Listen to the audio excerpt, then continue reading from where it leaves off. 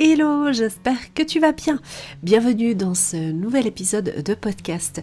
Et si tu me suis sur YouTube, si tu es en train de me voir sur YouTube, eh bien justement, j'ai de nouveau mis l'image sur le son. Parce qu'avant, je ne faisais pas ça. Et comme j'ai reçu plein de commentaires positifs, eh bien, j'ai réitéré l'opération. Alors, déjà, j'espère que tu as passé de belles fêtes. Si tu fêtes Noël, j'espère que ça a été pour toi, de belles fêtes. On est à quelques jours là de la nouvelle année. Et justement, je me suis dit que de faire un épisode sur tout ce qui est bilan, donc c'est-à-dire tout ce qui vient de se passer cette année, serait peut-être quelque chose de bien. Et aussi pour un petit peu partager avec les personnes qui ont vraiment beaucoup de mal, comme moi, à se fixer des objectifs, à comprendre exactement comment ça fonctionne et pourquoi. Alors le pourquoi s'en fixer, en tout cas pour ma part, j'arrive quand même à comprendre, mais c'est vrai que jusqu'à il y a peu de temps, eh bien pour moi c'était hyper difficile de me fixer des objectifs. Je m'en fixais, mais c'était jamais très très clair dans ma tête. Et comme on dit, quand on est clair dans sa tête, quand on a une vision claire, c'est beaucoup plus facile d'aller de l'avant. Dans cet épisode aujourd'hui, on va surtout parler de ce qui s'est passé avant. Donc faire une introspection, c'est regarder ce qui s'est passé cette année. Non pas il y a des années, mais juste cette année. Donc j'espère que tu prendras du plaisir à écouter cet épisode et aussi que tu comprendras en fait de où je viens avec toute cette difficulté à mettre tout ça en place, parce que si tu te sens dans cette situation, eh bien sache que tu n'es pas seul. Allez, c'est parti pour l'épisode. Hello, moi c'est Anna-Alice, bienvenue sur le podcast Happy Nana, Happy Mama. Un podcast dédié aux mamans qui veulent se sentir bien de leur intérieur à l'intérieur de chez elles grâce au désencombrement matériel et mental. Je te partage des conseils, des astuces ou encore une expérience de vie, tout cela dans la bonne humeur. Ce podcast te permettra, je l'espère, de vivre ta vie de maman plus sereinement, mais aussi et surtout de vivre ta vie de femme pleinement et te permettre d'oser d'aller au bout de tes rêves. Retrouve-moi également en vidéo chaque dimanche sur ma chaîne YouTube Nana Organise pour tous mes conseils et astuces en organisation, rangement et meilleure gestion du temps. Installe-toi confortablement, prends ta boisson préférée et c'est parti pour l'épisode du jour.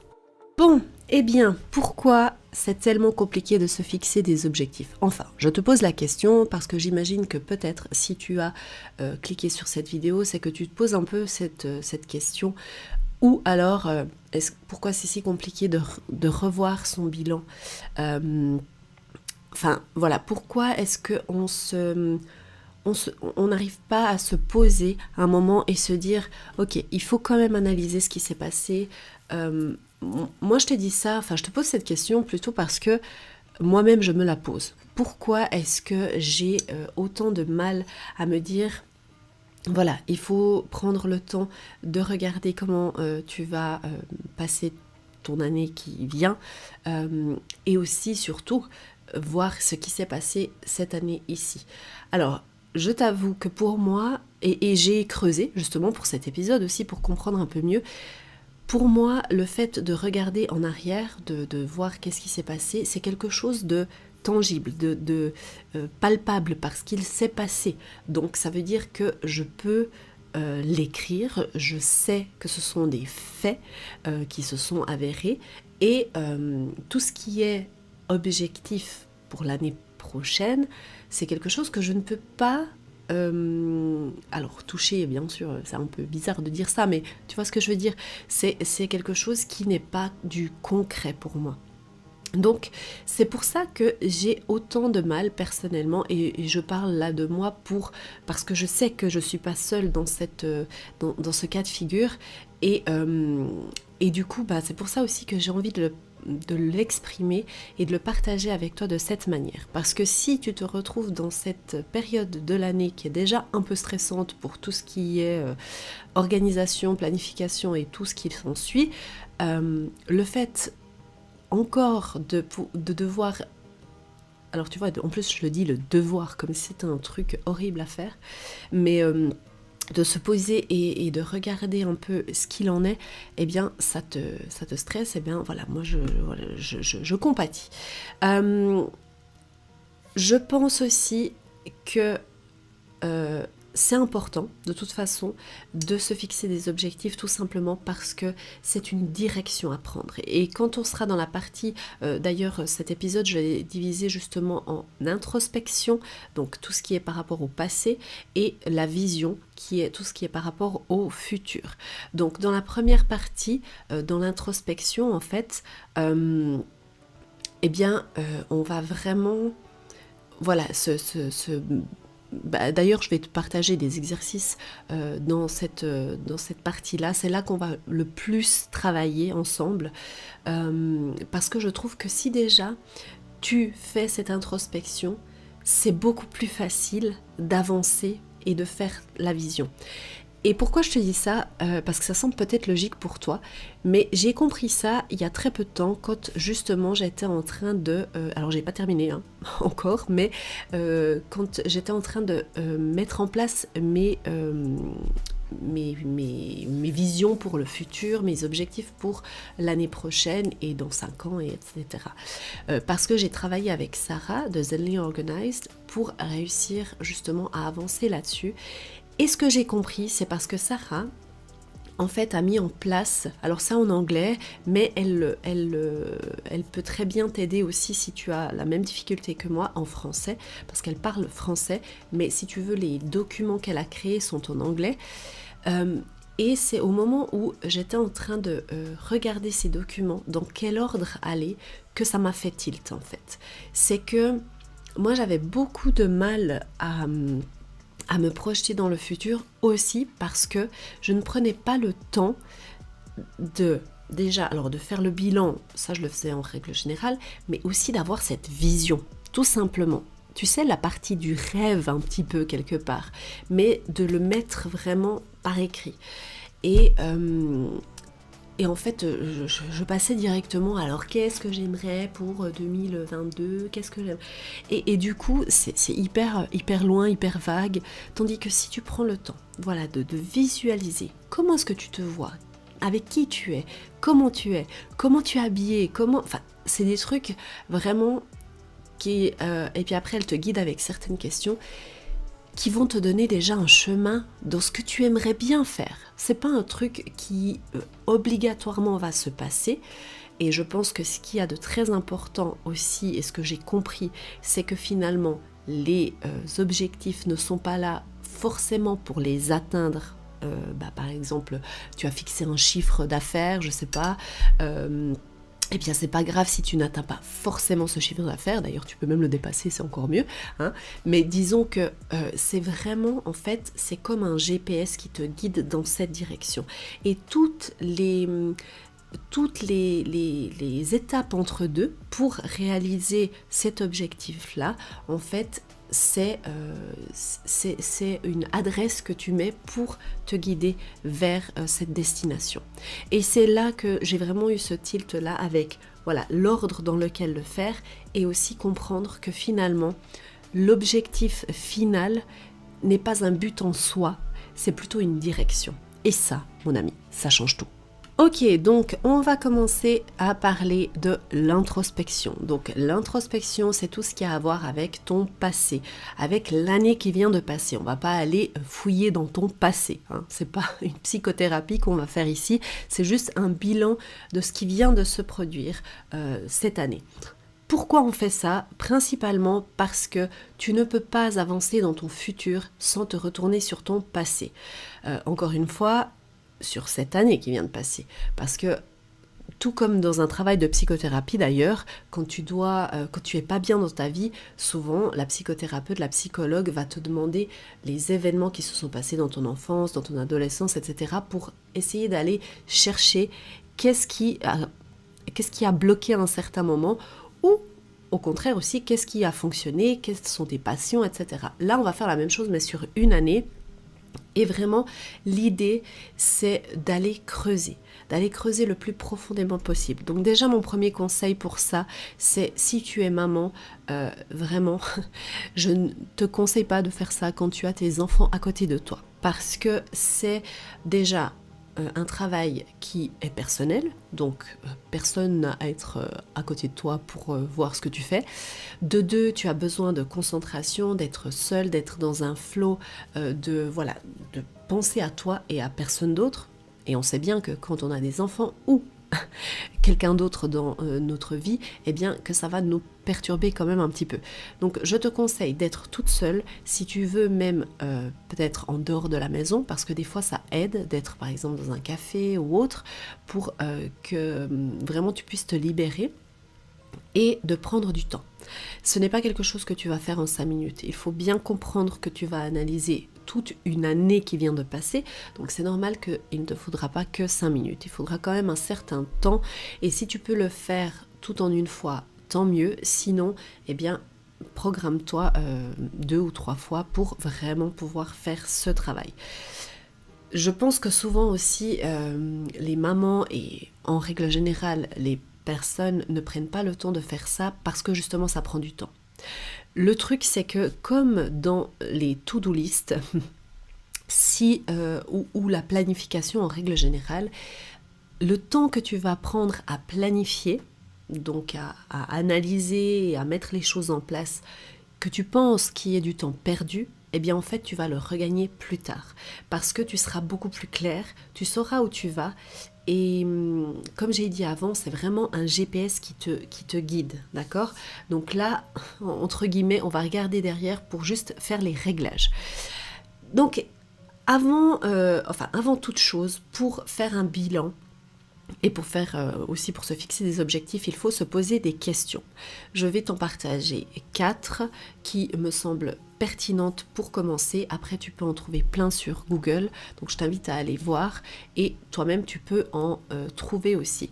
Ce qui est important de savoir, c'est que vraiment pour chaque question, il faudra aller creuser, il faudra faire l'exercice de l'oignon. Je le faisais souvent avec mes clientes que je coachais. C'est-à-dire que tu vas te poser une question et tu vas te dire mais pourquoi est-ce que je pense comme ça?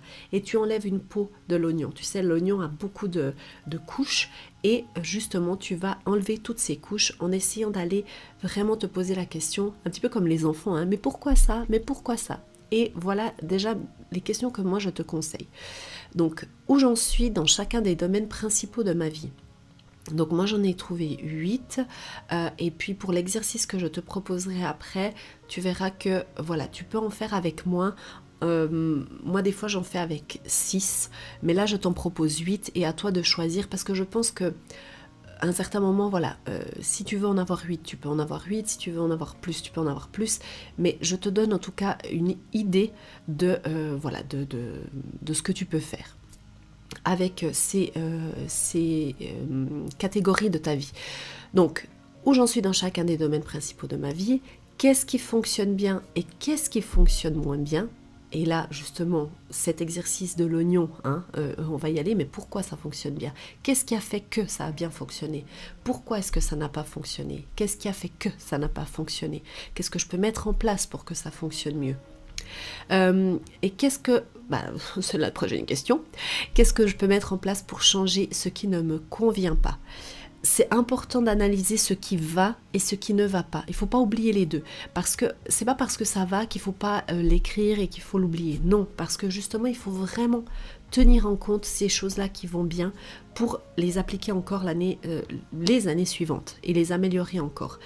Mais aussi analyser forcément ce qui ne va pas et qu'est-ce qui a bloqué. Et là, vraiment faire ce truc d'oignon. Voilà. Et ensuite, une fois que tu t'es posé vraiment toutes ces questions, par où commencer? Eh bien, par où commencer? Et c'est là que vient l'exercice justement que je voulais te proposer avec les domaines de ta vie, les différentes catégories de ta vie. Donc, pour avoir une bonne vision de où tu en es et peut-être où mettre le focus, parce que là peut-être tu viens d'analyser tout ça, puis tu te dis ok, mais par où commencer en fait? Eh bien moi je te propose de faire l'exercice de la roue de la vie. Alors si tu ne connais pas la roue de la vie, c'est tout simplement un cercle qui est divisé en plusieurs triangles. Ça fait un petit peu comme une part de gâteau. Et là, en fait, tu vas inscrire les différentes catégories de ta vie. Alors moi, je t'en ai trouvé 8. À toi de choisir lesquelles tu veux. Je t'ai préparé un tableau avec 6 catégories, si je ne me trompe pas, pour que tu puisses remplir directement. Après, tu peux très bien le faire toi-même sur un papier. Hein, ça va très très vite. Mais voilà, j'ai voulu te faire une petite template pour que tu puisses l'avoir. Donc, les 8 catégories différentes, c'est la famille, la santé, les finances, les amis, l'amour, les loisirs, la carrière professionnelle et le développement personnel. Alors, je pense que pour toutes les catégories, ça peut être assez clair. Pour tout ce qui est développement personnel, si tu ne sais pas ce que c'est vraiment le fait de prendre du temps pour toi, pour évoluer, pour te connaître, pour avancer dans ce cheminement qui t'est personnel. Voilà. Si tu vas sur Google, sur YouTube, tu peux trouver plein de vidéos sur ce sujet-là, si jamais tu n'es pas familière avec ça. Donc là, cette roue de la vie, pour t'expliquer un peu, surtout si toi tu es sur le podcast et que tu ne vois pas, eh bien en fait ce que tu vas faire, c'est que tout simplement tu vas remplir les petites cases. Donc là j'en avais, combien j'en avais d'ailleurs? Alors je rectifie juste par rapport à la roue de la vie parce que là je l'ai sous les yeux et du coup c'est quand même plus facile pour t'expliquer. Alors j'ai bien mis les 8 catégories que je t'ai proposées avant dans cette roue. Et puis normalement dans cet exercice c'est de 1 à 10. En fait tu vas juger ces 8 catégories de 1 à 10 par niveau de satisfaction. 1 étant vraiment tu n'es pas satisfaite de ce qui s'est passé dans ta vie, de ce que tu as accompli par exemple par rapport à tes finances. Donc tu vas colorier simplement une petite part de gâteau. Dans cette part de gâteau finance, eh bien tu vas colorier seulement un petit triangle. Et si tu es satisfaite avec 2, tu vas colorier 2, etc. pour chaque catégorie de ta vie. Et normalement, c'est de 1 à 10. Moi, ma roue que j'ai trouvée, eh bien, elle n'a que 6. C'est de 1 à 6 tout simplement, mais ça fonctionne aussi très bien.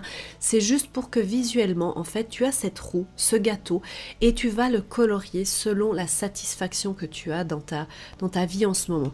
J'ai trouvé intéressant de faire cet exercice tout simplement parce que ça te mettra directement devant les yeux eh bien les domaines où c'est déjà où tu es contente en fait de toi, où ça va déjà plutôt bien, et les domaines où peut-être tu dois quand même te pencher un peu plus là-dessus, et directement visuellement ça sera beaucoup plus facile de le faire de cette manière-là. Donc c'est pour ça que je t'ai proposé cet exercice, parce que je pense qu'il est déjà ludique et très parlant. Donc maintenant, si par exemple tu regardes ta roue une fois que tu l'as faite, eh bien tu vois que, on va reprendre les finances juste parce que c'est mon exemple, tu vois que c'est vraiment le domaine dans lequel tu as le plus de difficultés, eh bien peut-être fais un focus cette année de travailler sur les finances. Est-ce que tu dois faire un budget? Comment faire un budget? Où aller retrouver les ressources pour t'aider pour faire ce budget, etc. etc. Ça va t'aider pour ta vision future.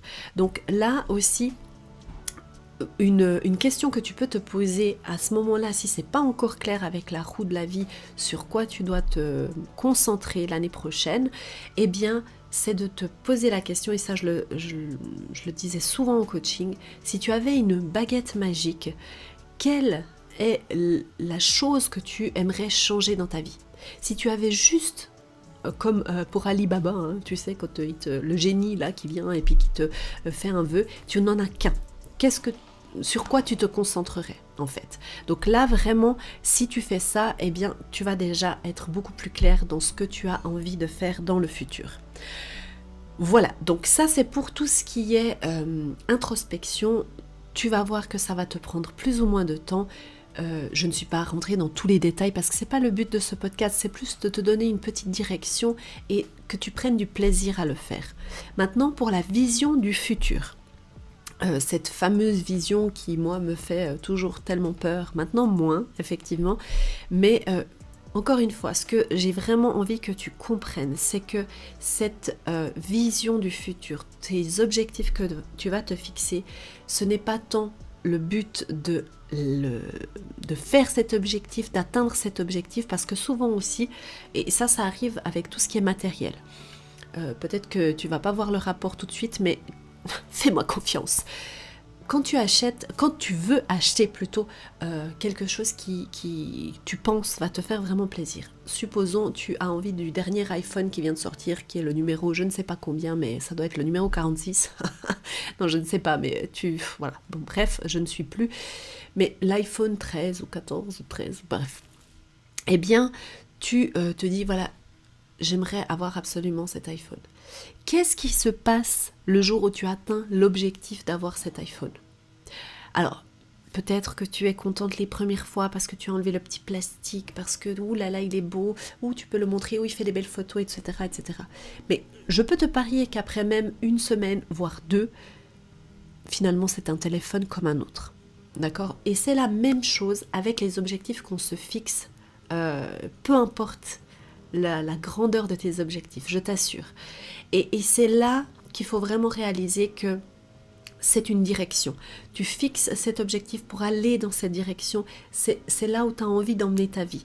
Mais que finalement, même si tu réussis cet objectif, il faut plutôt célébrer toutes les étapes intermédiaires parce que voilà, tu as le gros objectif et tu vas, je vérifie que je suis bien dans la caméra parce que bon, au bout d'un moment là tu vois plus, hein, voilà. Pour ceux du podcast ils sont là, mais qu'est-ce qu'elle dit? Non, je suis en train de faire des petits gestes. Donc si toi tu vas atteindre l'objectif d'aller tout en haut des marches, hein, eh bien peut-être que tu as je sais pas 100 marches à gravir. Eh bien chacune de ces marches, il faut prendre l'habitude de célébrer. Alors on est bien d'accord, on va pas à chaque fois ouvrir une bouteille de champagne ou je ne sais quoi, mais ne serait-ce que de se dire bravo, t'as réussi à accomplir ça, c'est bien, on continue, on est en train de se rapprocher de cet objectif.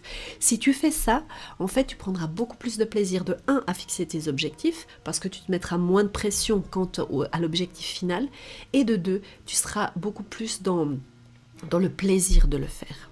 Voilà. Mais voilà.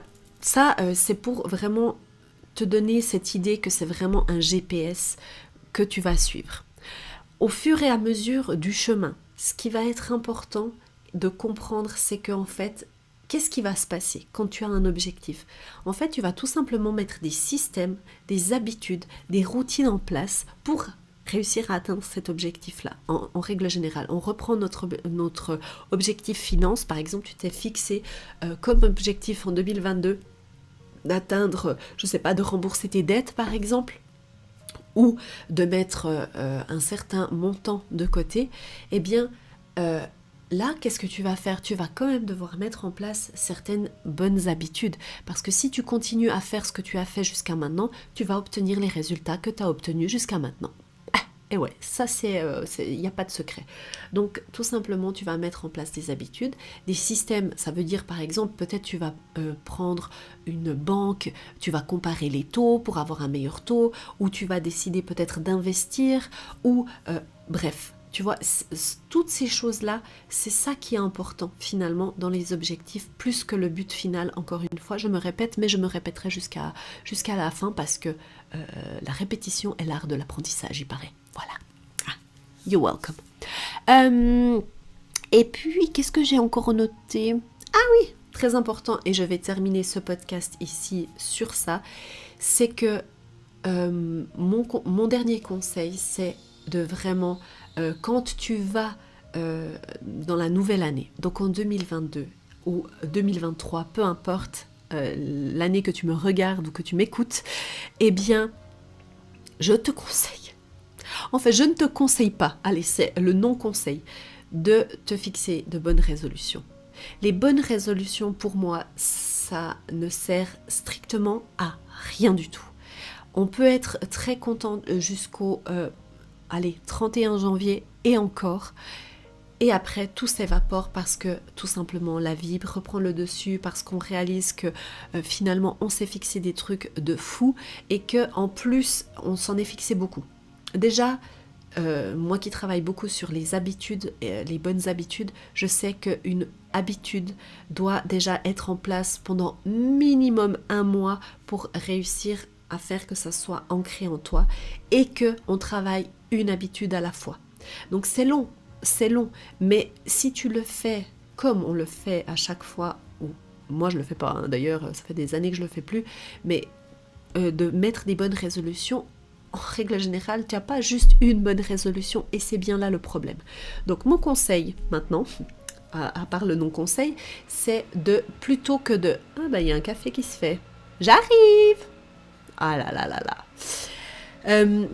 Mon conseil vraiment, c'est de ne plus te fixer de bonnes résolutions pour l'année qui vient, mais de simplement choisir un thème pour ton année. Donc, exemple, je te donne des mots. Moi, j'avais choisi comme thème simplifier une année. Tu peux aussi mettre en avant des catégories de ta vie que tu aimerais vraiment mettre en avant, comme la famille, la santé, ou alors, par exemple, te dire cette année, j'ai envie d'être dans la gratitude, de vraiment reconnaître ce que j'ai, d'être contente pour dans quoi je vis, ce que j'ai, ce que je possède, les gens avec qui je suis, etc. Choisis plutôt un thème plutôt que des bonnes résolutions. Voilà, j'espère que ça a été clair, parce que, en tout cas, pour moi, c'est ce que je fais. Je n'ai pas encore choisi le thème parce que pour moi, je pense que je me fixe un thème pour tout ce qui est professionnel et un thème pour tout ce qui est privé. Mais je pense que cette année, je vais de nouveau me refixer le même thème qui était... je ne sais même plus si c'était l'année passée. Du coup, j'ai un doute. C'est simplifier. Pour moi, c'est hyper important d'aller dans la simplification de tout parce que j'en ai besoin. Voilà. Et sinon... Alors, n'oublie pas que je t'ai mis un petit... pourquoi je dis toujours petit en fait? Non, je t'ai mis un document que tu pourras remplir pour faire la roue de la vie. Si tu penses que ça a été utile pour toi, n'hésite pas à partager avec toutes les femmes, avec toutes les mamans que tu connais et même même si c'est pas des mamans, même si c'est pas des femmes, tu peux bien sûr le partager. Parce que je pense que même si tu es en cours d'année, c'est pas grave, tu peux toujours regarder à ce qui s'est passé avant et te fixer des choses pour après. Donc même si tu écoutes cet épisode en plein milieu d'année, n'hésite pas à partager sur les réseaux sociaux si tu trouves que ça t'a aidé, que ça t'a été utile et que ça peut aider quelqu'un, parce que c'est comme ça que tu vas pouvoir aider à ce que cette chaîne se fasse connaître et que mon travail soit mis en avant. Donc je te remercie déjà d'avance et je crois que c'est tout. Eh bien j'espère sincèrement que cette vidéo t'a plu. N'oublie pas de venir me voir sur Instagram, c'est là que je suis quasi au quotidien. Et sinon, eh bien si tu as aimé cet épisode, que tu es sur YouTube, si tu ne l'es pas, viens me voir sur Nana Organise, mais n'hésite pas à t'abonner juste ici à ma chaîne, c'est très important. Et si tu veux aller découvrir le dernier épisode de podcast qui était par rapport au fait de ne jamais s'arrêter, c'est ici. Je te dis à bientôt. N'oublie pas de suivre tes rêves car ils connaissent le chemin. Ciao!